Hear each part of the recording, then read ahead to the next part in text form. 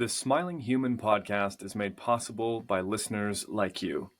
If you would like to experience more of these shows into the future, then please consider becoming a patron at patreon.com/thesmilinghuman. Hello, and welcome to The Smiling Human, where collectively we evolve through inquiry. Hello, everyone, and welcome to this episode of the Smiling Human podcast. My name is Oak, and today I'm speaking with Dal Bryant. Dal is a former high-energy physicist who worked at several of the leading particle accelerators worldwide. He developed a deep understanding of the way that energy and matter acted in the universe. That is, until he had a transformational spiritual experience, a quantum shift that forever changed his course of life. Now, for over 30 years, he's devoted himself to the study of meditation and the effects of energy on the human condition and consciousness. He's been blessed to have been invited to study with some of the world's most gifted meditation facilitators, including the likes of Martin Muller and Dr. Blair Little. Our conversation today could be described as insightful and resonant, and I do hope that it takes us all a little closer to inner peace. Thank you. Beautiful. Well, Dal, thank you so much for being here with me today. I'm very much looking forward to exploring some mutually interesting and valuable content me together. too, thanks. Yeah, I'm looking forward to this. Excellent. And so I'll start the show with a question that I ask every guest. What's the last thing that made you smile? Reading the Smiling Human studio announcement, just for whatever reason, I just thought, I mean, that is such an open-armed, hey, join us, and it made me smile, and I had to share that with you. So I'm glad you asked that as the first question. Oh, that's lovely. Thank you for that. So our listeners would have heard some of what you do in the intro, but I'd love for you to paint a more detailed, maybe personal picture as to how you came to the technology of quiet. Right. Well, everybody's going to ask, what is the quiet and what is the technology? And so I mean, I have to start from the beginning. Of interest, by the way, too, is that my book that was just released a few weeks ago has a foreword that was written by Dr. Blair Little. Now, he's a Harvard professor and went over to, I guess, to Western University in London, Ontario, and then started his private consulting to major corporations and such. Anyway, I met with him yesterday. Yeah, yesterday. And I presented his copy of my book with the foreword in it, of course. And we had a wonderful, wonderful chat. My goodness. As tends to happen with folks like that. But so one of the reasons why this is so important for me is that Dr. Little met with myself and the other key managers of the company that I was a senior manager in at the time, a vice president of a computing company in Canada, in fact, the largest in Canada at the time. And he was doing at the request of our president, he was doing a presentation on vision and mission and purpose in commercial corporations, which at that point, no one had done.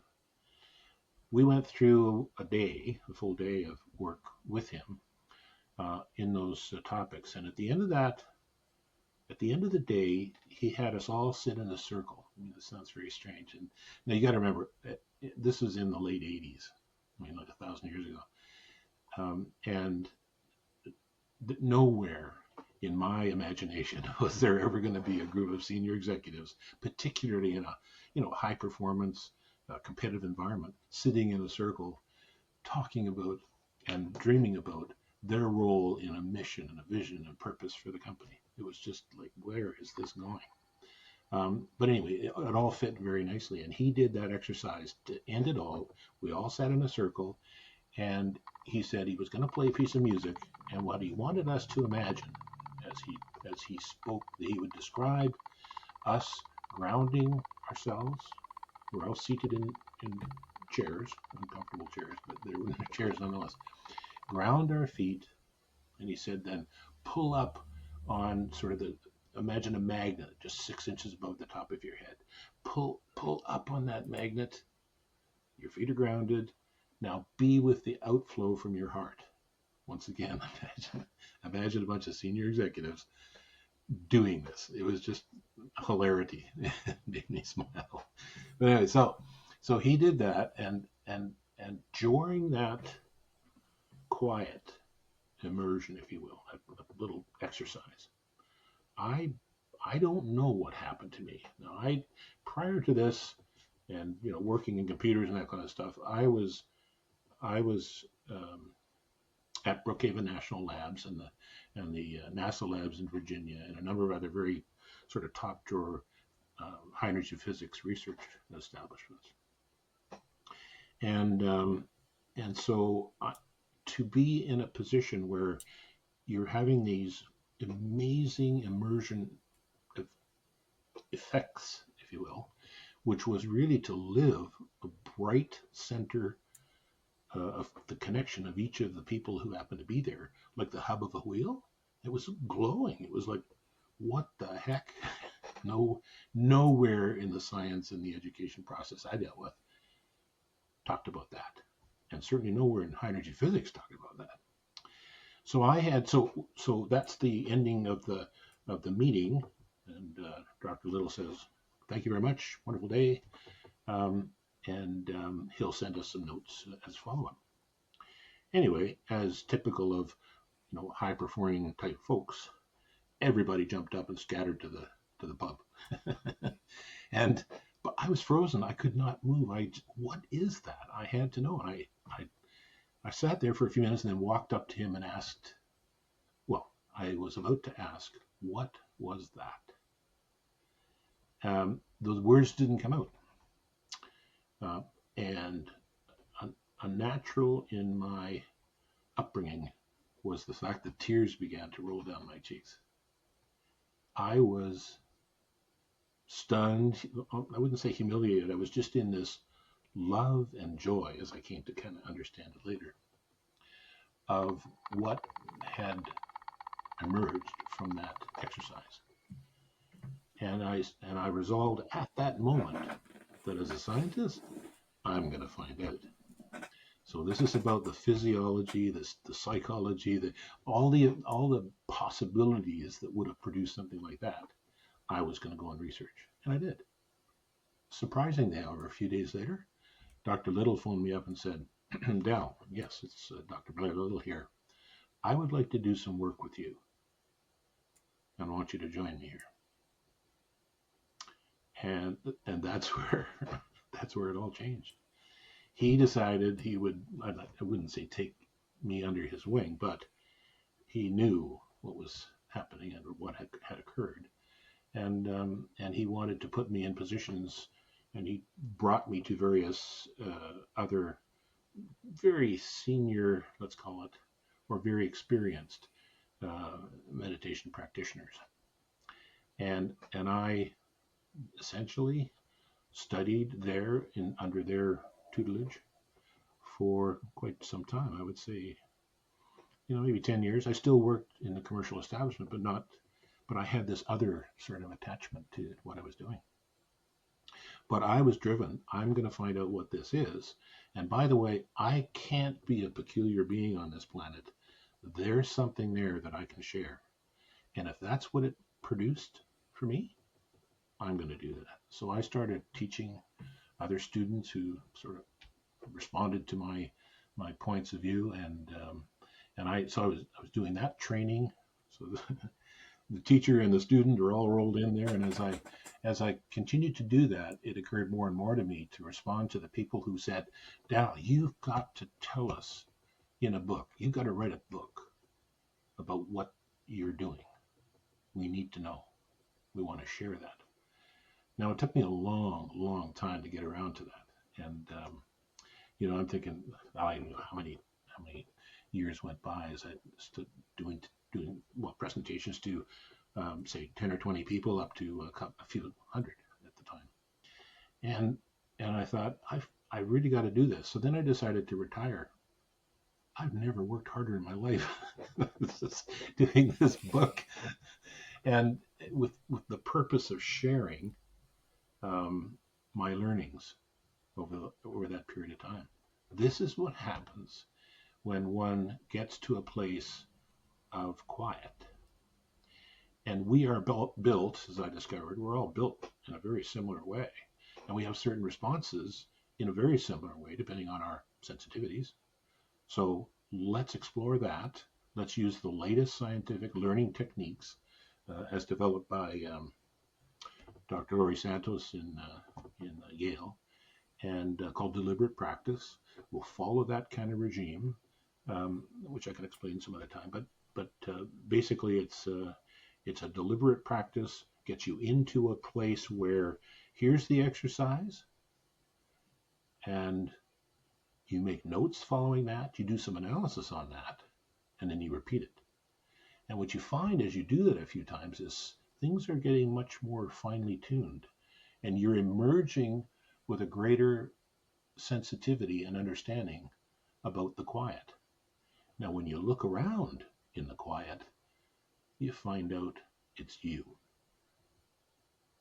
So what emerges here is your definition by the work that you do, your definition as you uncover, let's say, who you really are. And that's been that mankind has been chasing that for millennia. And here you go. And by the way, that's what I saw in your stuff. As you begin to work with people and they begin to discover, they discover it on their own. That's the only way they can really, well, I call it knowing. You get to an experience, but that's not knowing. You have to do that and really understand it to get to a knowing, and then it's yours. And in every one of those events, you discover that it's really you. So, this persona, this thing that we have here is the part that the world sees, and that's not you, or me in this case. Underneath all that bravado and all that, pomp and circumstance and everything else is the real you. And that's what you can walk through the world in and share with others. And that is the most powerful thing you can do in life. So I finally wrote my book. Well, we're glad you did. And I'm glad you're here with me and I can share it. That's amazing. Yeah. Absolutely. So what it sounds like, Dal, is that there was a quality to the experience that you had in your first session or encounter with Dr. Little that was perhaps beyond the bounds of what was conceived to be possible, such that your whole being, it sounds like, was activated in curiosity to discover the other side of what is possible. It's like, we catch a glimpse of something through an experience, almost like looking through a window. And with these really potent experiences, like the one that you're speaking to, it's like seeing a new color, one that we haven't seen before. And you're like, okay, hold on a minute. We're just going to go to that window for a minute and spend some time. And so you mentioned that a part of what followed from that experience was exploring time in the tutelage of different meditation teachers. And I want to maybe touch on this point, because in our previous conversation, we spoke about meditation and the word meditation and the connotations that are present in popular culture and how that diverges meaningfully from the work that you've experienced and also that you bring forward in the world. Could you tell us a little bit about how the technology of quiet, or this quiet that we can step into through the work that you've discovered, diverges from meditation? Just before I do, you used the word curiosity. My sort of guiding principle here is that students certainly need to maintain this curiosity about themselves, about life, whatever, because it's in there, it's behind that is the action that enables you to see what you're really curious about. So the word is just curiosity, but no, there's something going on. The question is what? And so as I looked at how this sort of needed to be presented so that people could listen and learn. Now where was this done? Calgary. So this is a whole pile of engineers and technical people, which is why I use the word technology. Because if I came in and started talking to a company about meditation, they'd throw me off a tall building or something. I have no idea, but it just didn't fly.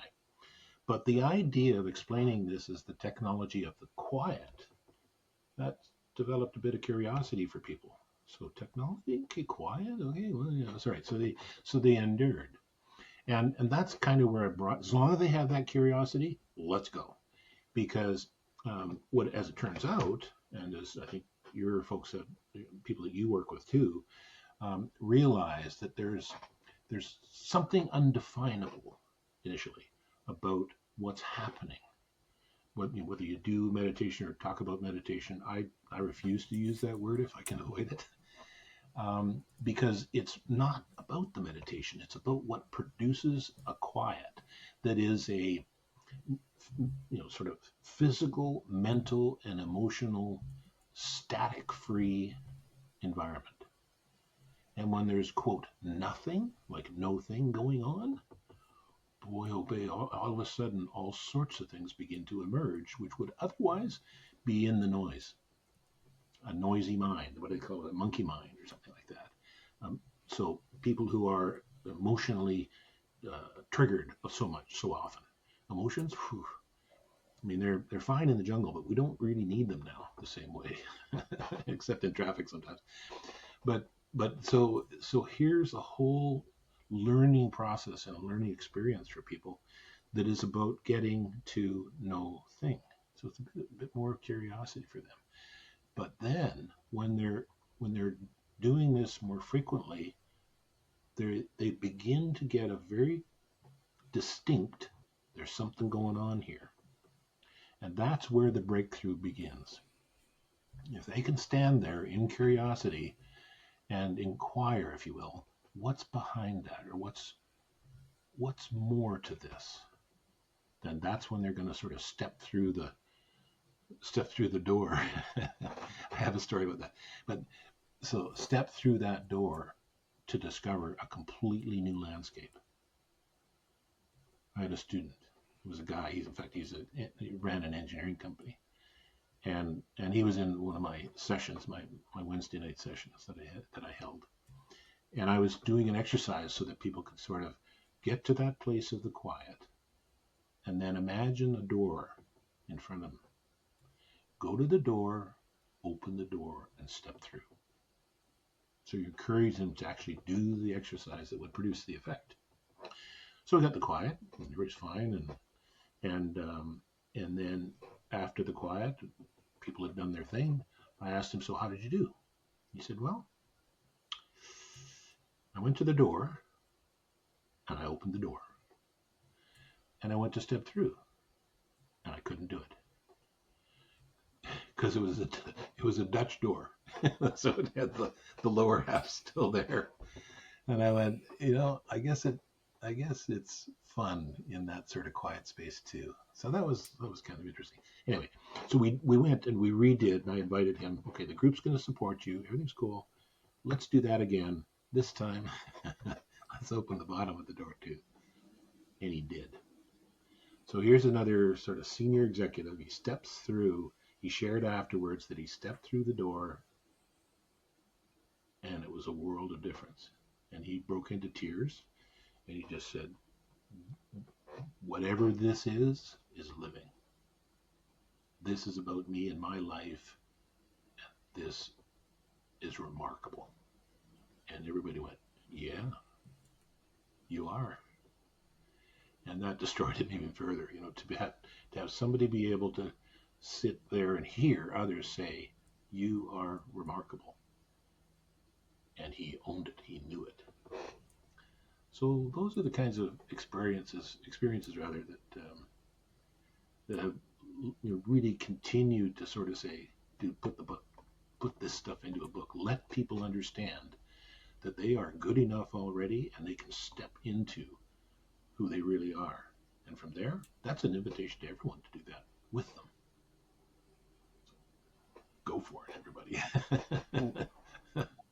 What I'm gleaning is that there's a really big, or I would say a potent piece that you mentioned when you talked about no thing, because no thingness is one of the translations that comes forward out of the Buddhist Yeah. sutras, right? Some might call it emptiness or shunyata. There's a absence of suchness. And it really is at the edge of where language works well. But it's important to note that this thingness is also present in our English conception of the world. Like English is a noun-based language. Okay, It's a yeah, naming-based language. And so when we are speaking to things like meditation or these practices that can take us into deeper realms of awareness, or even the things that we might discover inside these deeper realms of awareness, we're necessarily thinging yeah, them. And it's a particularly interesting concept because what caught me, and you can tell me if this resonates with you or not, is that the differentiation that I'm picking up on from your share, Dal, is that the technology of quiet is focused less on the thingness of the structure and more about that which is experienced when that structure is heated, absolutely. perhaps. Whereas a lot of times we think about meditation, particularly people who are new to meditation, and I encounter this with my clients and my students as well. It's like, well, I just need to sit still, or I just need to chant, or it's like, well, okay, yeah, that's a part of it, but that's not the end goal. It's like looking at a ladder and thinking that it's the top of the building. It's like, no, Yeah, like we're conflating the mechanism of arrival with the actual destination. Not that every meditation practice has a destination, but to use a loose sure. metaphor. So that was something that I really took out of this. And also I was having this deep resonance when I was listening to you speak, Dal, about the word is like blooming, or this sort of bubbling up, this effervescent awakening from the depths that comes in. And you use the words, what's behind, or what's more Yeah, to this, what's yeah. underneath. And these questions can be so powerful in this kind of meditative quiet space, because I believe that, well, obviously, the motto of the show is evolving together through inquiry. The power of Yeah, questions no, is that's a good not point. Sure. lost on me.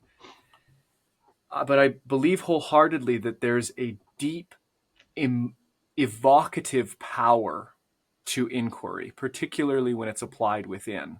And that ties back to your point in curiosity, right? It's like, if I believe I don't know and I approach the edge of my knowing with this curiosity and question, it draws Hmm. forward from the depths of our being something new, like the other side of the door, Hmm. perhaps. Those are such important distinctions. What I've found, and that's essentially where people go in this journey, if you will, to self discovery. They have to be, well. One of the most often challenges that I see people face as they begin to discover this is they think they are less than what they are. And so I have said more often than not, you're good enough already. You truly are good enough already. And they said, well, I was there and I was in this midst of all this, and there was nothing like I couldn't. There was no thing. And I said, exactly. We don't have words for what's there. We don't have images often for what's there. There's no things. There's no vocabulary. There's no way you can share that with others. It's just you. And that stops the clock right there for everybody. And you're okay. And you're good enough already. Let's continue. And so that encouragement is vital for people to maintain the sort of positive curiosity about this, or run for the door. And although I've never had somebody do that, it's the fear that leaps out can be palpable.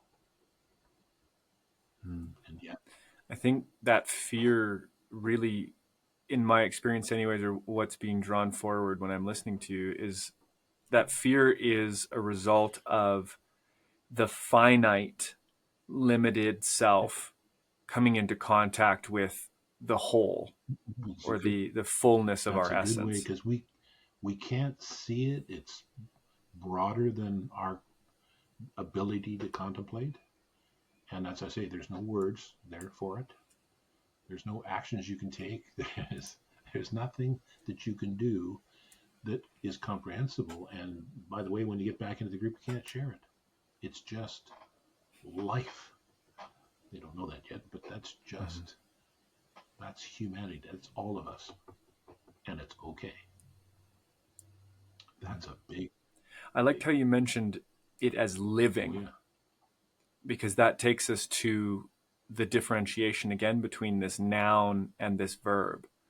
I feel like although there is a very strong ineffable quality to these types of experiences, being that you and I are both in positions of Mm-hmm. facilitation, it behooves us to do our best to find words that can support this Well, particular when you journey. find it, let me know, And please. yeah, I do my best. Poetry certainly Okay. helps, and being able to work between the realms. Like, I think one of the hangups that I've noticed, and it sounds like this might be something you've encountered as well, you can let me know, is that when people are approaching these types of practices from a very rational, metacognitive, linear mentality, that's where they're trying to go A plus B equals C. Why can't I get to C?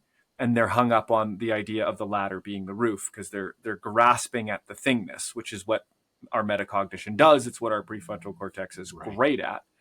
But this essence of wholeness, I start to find myself quite curious about the Yeah. neurophysiology of it. That I I know that our brain shifts in resonant states when we get into these places of quiet, when we get into these deeper contemplative states.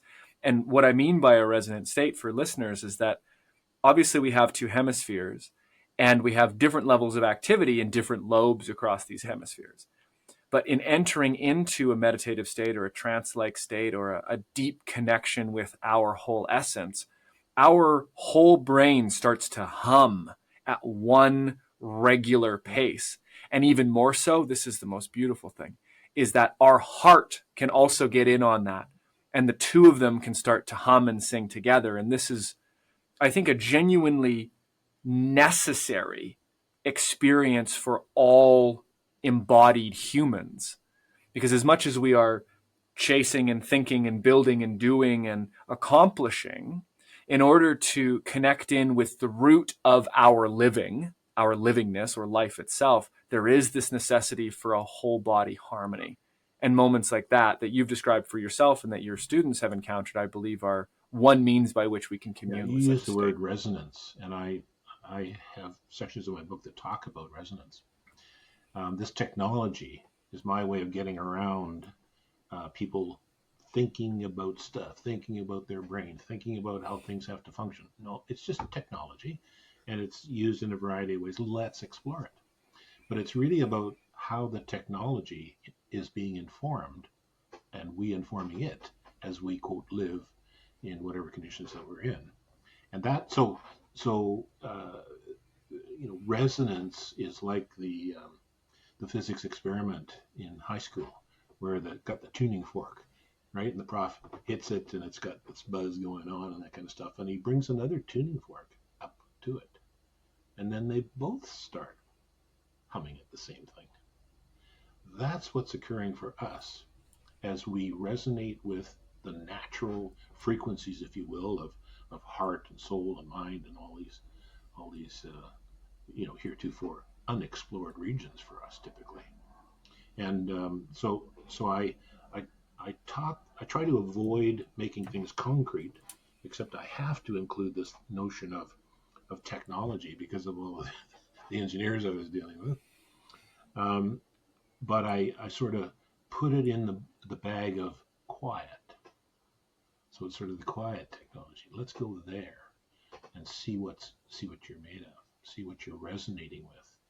And I talk about some of the centers of resonance and that sort of thing in the human body. And by the way, I make a confession there that as a particle physicist, I bumped into the realization that, as many physicists now have, it's not about particles anymore. Ooh. It's about frequencies. And just in December, this past December here, um, there have been recognitions and experiments done to measure the vibratory frequency of, yeah, and you mentioned up your heart. So if you had a a cell, a cell in your heart, it has a resonant frequency. Well, what the heck? Where did that come from? Well, they built these, well, nanometer size, 10 to the minus 9, like microscopic, beyond microscopic, just way small cantilevers. And they put the end of the cantilever of this thing on one of the heart cells and other cells within the body. And they measured the frequencies that it vibrates at. Guess what? Our whole body begins to vibrate at a particular frequency. And they're all talking, they're all just as smart as the next cell, and off we go. And oh, by the way, the best thing you can do in life is figure out how to get into this quiet space, or a space which is yielding another effect of resonance. And we don't know those unless we do those exercises, with guidance such as yourself, for example, and your students. They can go through that exercise and they're changed for life. They are different. And they can then share that with others. And that's the beauty of this whole thing, because we're all built the same. It's like shine on, bud. Right? Resonate on. Mm-hmm. Smile Brilliant. on. That is just, Excellent, like I say, it's the contagion. Yeah, the contagion of joy and the resonance shared amongst kin, we might say. Yeah. This is a good time to take a short break, and we'll come back with the second half of the show. I hope you're enjoying the show so far. I wanted to take a brief moment to talk about just how you can help this show grow into the future. Did you know that we have an Instagram, a YouTube, and a Patreon? Probably. But if you're listening on YouTube, like many of you are, I would invite you to subscribe, to like this video if you've enjoyed it, and to leave a comment. Let me know what you thought. Let me know if you have any questions or maybe guests that you want me to interview. If you're listening on Spotify or Apple Music or any other podcast platform, then please take this moment to rate the show. All of these actions go a long way to helping the Smiling Human podcast reach more people and grow into the future. Thank you so much. Beautiful. Well, we're back here for the second half, and that means we are going to start with the section I call the question of the week. This is where I invite a guest to bring an inquiry that is relevant to the discussion or meaningful to them that we might showcase for the audience. So, Dal, what have you got for us this week? Well, I was particularly interested in some comments that relate to a person's feeling that there's something there, but they don't know what it is. It's this untouched unknowing that sometimes prevails. People are curious. They want to pursue getting a definition for that, but they have no idea what to do, what to pursue, what this thing could be, and whether or not they should be afraid of it or smile at it. And that's, and I know with your students, I'm sure you've got that same thing going on, which is their sensitivity is being increased, their awareness is following suit, and then all of a sudden there's this something else. What is that?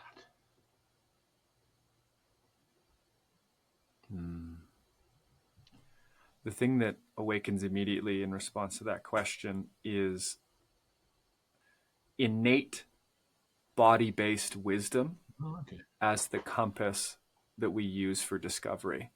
And so there's a concept, at least in some realms of psychology, where there's a filter between our conscious and cognitive mind and the subconscious or maybe obfuscated elements of our being. So do we adjust the volumes on that for all sorts of reasons, or? Well, this is a good question. So what I have seen in my work, what I have read in the research that I've done, and what I have noticed in my own personal experiences is that the sense that there's something else there is a low-grade stimulus moving from the depths forward. We're starting to get little blips and little blinks of information coming from this deeper sense of self, coming from this deeper body-based place that our present cognition is trying to go, okay, like, where is it? Is it under the bed? Is it in the room? Where is it? But it's a deeper sense. And so these practices that you're talking about that can elicit such states I think they do so, and also, let me put it this way, they interact with these types of experiences in two ways, as far as I can see it. The first is they are elicitous. They are facilitating these types of experiences because, just like you mentioned in the first half, when we bring our conscious focus into an inner realm of quiet, of no thingness or static free Okay. space, then the messages that are already present and attempting to make their way into our cognitive space, into our conscious space, can be heard with greater Right. clarity. So they facilitate Yep. in that way. And in the second way, they elicit it in that way. In the second way, they are the means by which we can broaden the apertures of perception between those two spaces. That is to say, at least in my estimation, you can tell me what you think of this, is that we withdraw when we meditate. I put that in quotes for the people listening. When we contemplate or when we come into these still spaces, we're withdrawing into a subtler and subtler form of presence, form of awareness, or state of being. And this subtlety is almost like a narrowing passage, right? We have this very, very broad passage for all of our sense stimulation. What's going on in the body? What's going on in the emotions? What's going on in my life? And it gets narrower and narrower and narrower and narrower until we're sitting at this fundamental premise of our own existence. And this narrow pathway, the longer we dwell there in focus and with breath, broadens. And we start to build it from a very narrow creek to a river and into a larger torrent, such that the information that would come forward from this deep body wisdom is more accessible because there's more space for it to flow through. It's not occupied with thoughts, worries, habits, and all the Exactly. like. Yeah. Yeah. Information is simply there. What I, what I, my experience with students and how I like to uh, challenge them is imagine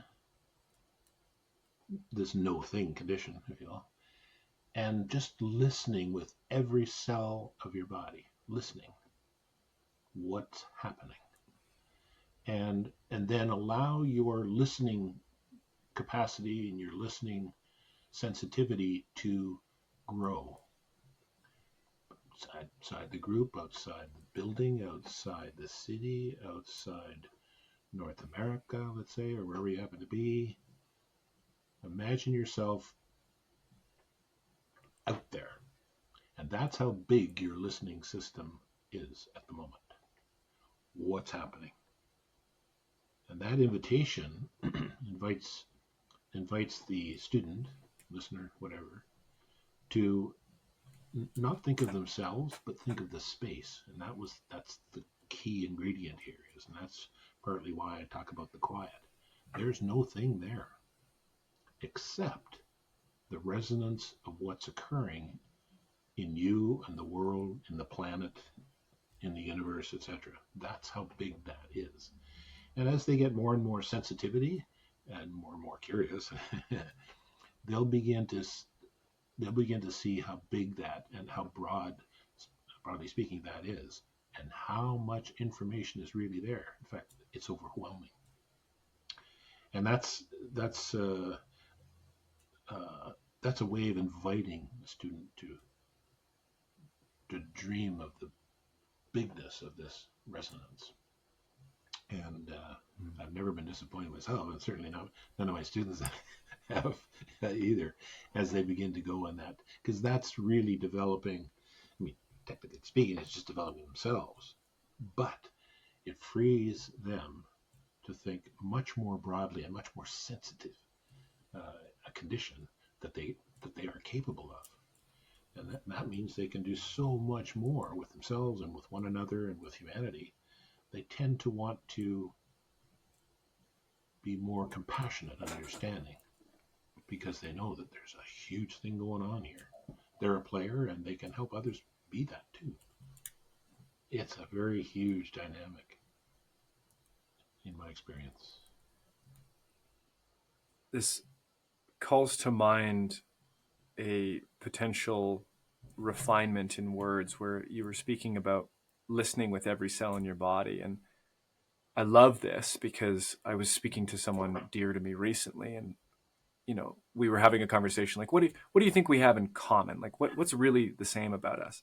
And one of the things that I had said is that I feel like you and I are both full body feelers and listeners, that there's a full body experience to everything that we do in our relations. And that's, I think we're all naturally like this, but it gets sort of compressed and locked down in different ways Sure. for different Yeah. reasons.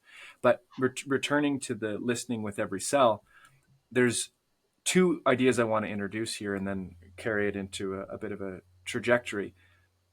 The difference between listening with and listening through Yeah. every cell. Yeah. I'm not sure that they're different, but it's just another way of thinking about it, that our body, our cells are an instrument of receptivity, an instrument of sensitivity. That when we are encouraged to detect and to engage and relate with the external sensory world, we can listen through all of our cells because they're all tied into this nervous system. They're all resonant and they all have a capacity to process information in one way or another.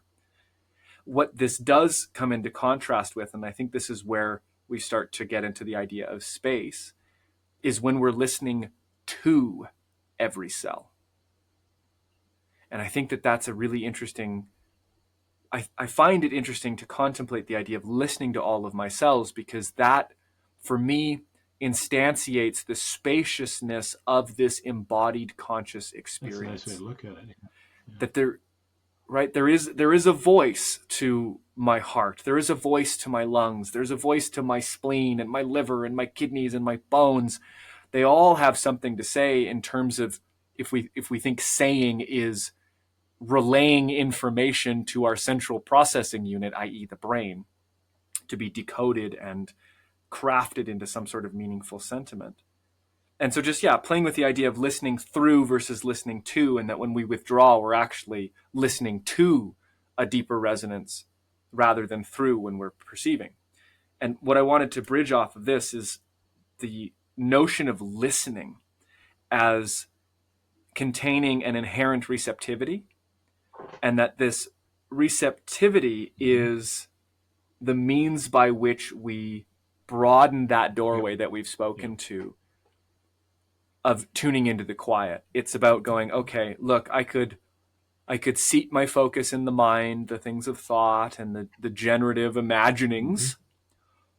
Fine, that's great. I play in that realm. Sure. My realm is philosophy. I Yeah. It's understand fun. it. Not all of philosophy, but thinking, surely.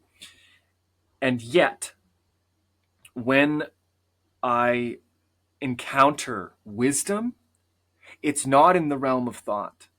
It comes and translates itself into thought, but it does not come forth from thought. It comes forth from this deep listening to, maybe I am the doorway.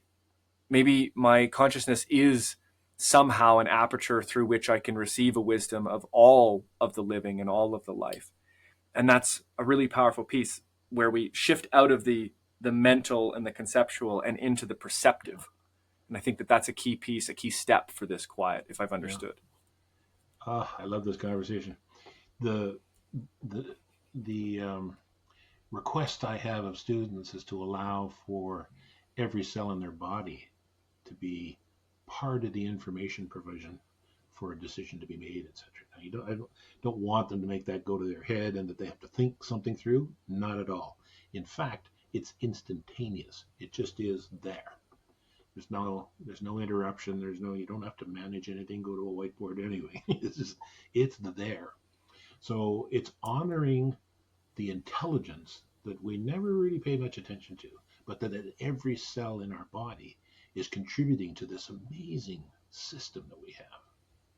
The beauty of that, the love, all of that stuff is there in every one of those cells, and they deserve their voice being heard. And by the way, humanity is seeking each of us that same condition, that same voice. So why not provide it in the smile as you walk down the street? Say no more, because we listen with everything about our body. this raises 2 points, 2 themes. The first being willingness, and the second being equanimity. Oh gosh, yeah. Hmm. Because what I've noticed, and myself included, God knows I did it just yesterday, is that when some sensation or perception or emotion arises in the body, if it's uncomfortable, we can withdraw our willingness Yep. to be sensitive, subtle, and receptive. And that this actually it's contractive energetically. It is stymieing of our ability to allow life to flow naturally in that presence. And I bring in equanimity because we, in those moments, and I can speak for myself, and hopefully this resonates for members of the audience as well, is that this resistance necessarily comes out of a bifurcation in value. Something is good or something is bad. And we are not equanimous. We are setting something up as preferable because it's pleasant or because it's interesting or pleasurable or what have you, or it's contractive because it's uncomfortable and dense, and maybe I'm embarrassed about showing it or what have you. It is a linguistic and cognitive habit. It is something that is rooted in and expressible by language, and therefore it's capable of being untangled, which is really helpful. And the mechanism of untangling it is a willingness to feel presently whatever is arising without trying to change or get rid of it. So is that the objectivity you talk about? In other words, some condition prevails, you can react or respond. And in my work, it's about you react like you're swinging from a tree or something like that. That's where that comes from. To respond means there's an opportunity for you to be objective about the occurrence or the event or the feeling or the whatever, and be able to love it, embrace it, reject it, whatever that is, without messing up the rest of your being, so to speak, because you're simply responding, not worried about all the other stuff. Mm-hmm. And persona's not jumping in, mind isn't overflowing with possibilities. It's just simply be in the condition. Mm. And that's so I encourage students to go in that direction, as opposed to what is normally a bun fight or something like that over whatever the condition may be, or what's going on, these Ken and Karen scenarios, where you got people driving their cars into one another because they didn't like what happens. I mean, that's a response. Mm-hmm. That's a reaction as opposed to a response.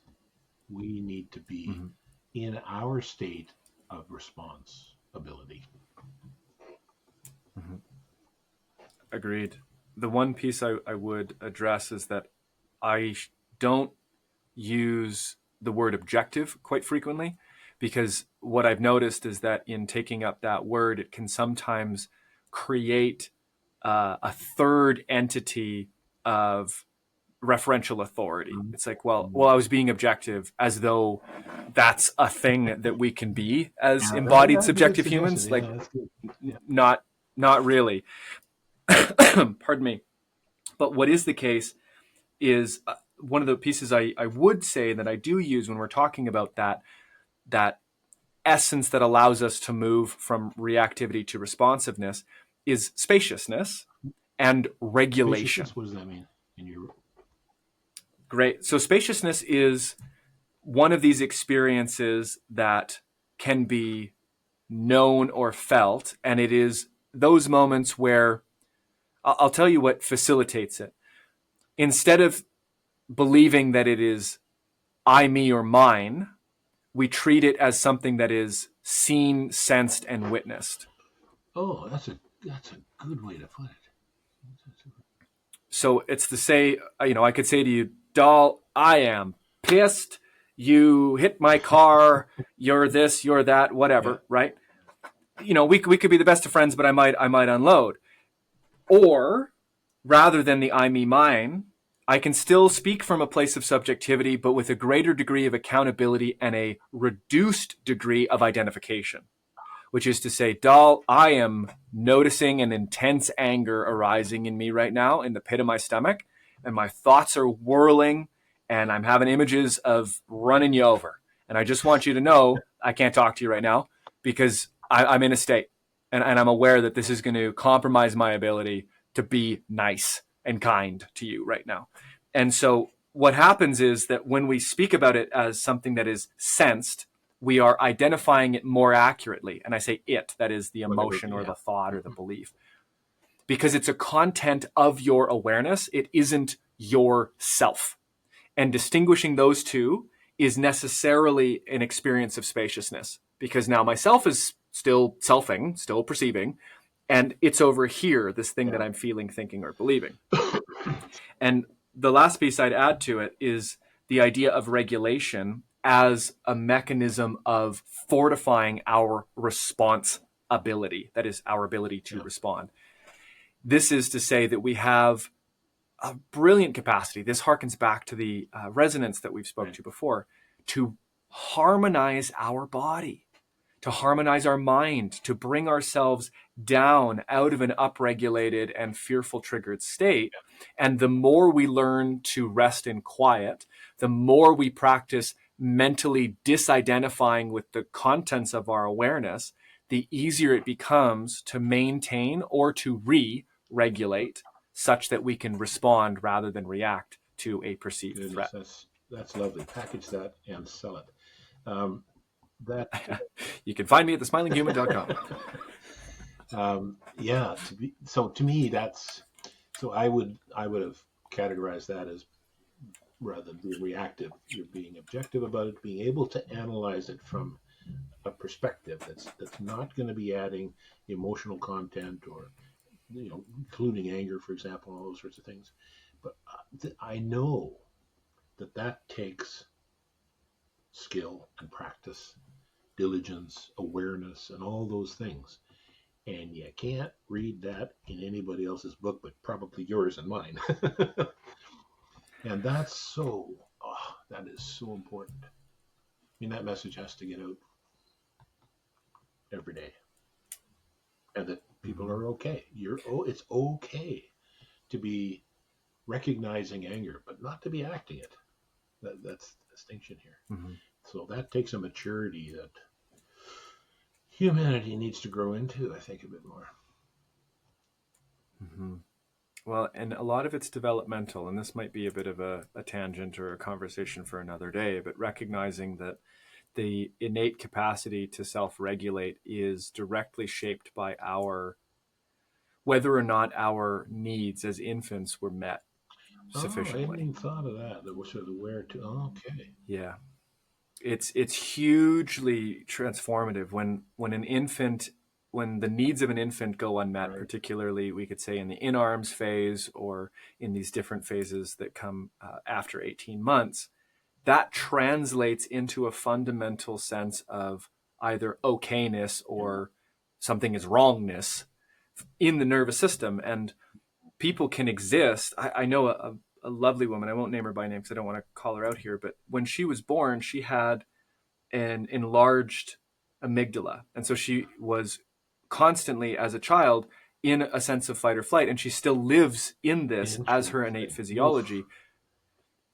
And I mean, she's done immense work, and she's a beautiful soul inside and out, and has recovered and healed through this. But that's just an indication that whatever we're set with is essentially, it's the work that we're given, and recognizing that everyone has been given a different depth and density of work is one means by which I've found to develop greater compassion.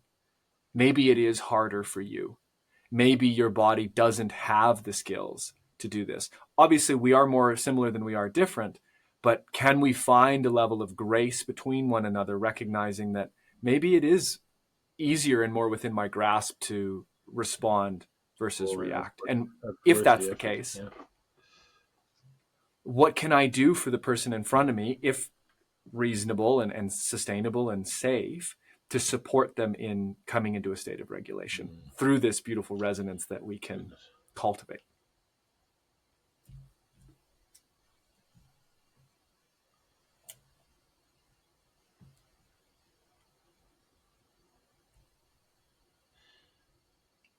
Wonderful. Well, I, I have a, what did I read lately? Or not lately. Some time ago was the AISH studies about the the effects of parenting on children rather, their children. Boy, if we're neglected as a child, it's a nasty, nasty condition, and that it projects Mhm. itself as a background for a person to see through and to start behaviors from there all the time, as opposed to being open, available to a new condition of living. Boy, oh boy, oh boy. Mhm. Well, and the good news is that it's not a life sentence. It's not a death sentence Sure. either. That we know now because of Yep. neuroplasticity and the power of nootropics or psychedelics, different things like this, with the work of Michael Pollan, that we can Yeah. change, that it is available through these different It needs modalities. help But for sure. um, yeah, some support. Well, Dal, for those audience members who are touched by this conversation and curious to learn more about your technology of quiet and perhaps find your new book, where can they get in touch? Well, the website is technologyofquiet.com. It's all there. And also, as a free download, my gift to humanity, as I call it, they should go to that website regardless and download the 4-step quiet practice. That's the cornerstone of the technology of quiet. They can order the book from any establishment. It was published by Balboa, so it's available in everywhere, or will be. And there's so you can get it in the hard copy, which is like this one, and it's worthy because it can actually sit on a desk and be open and stay open. It's quite heavy and in that respect, and inviting.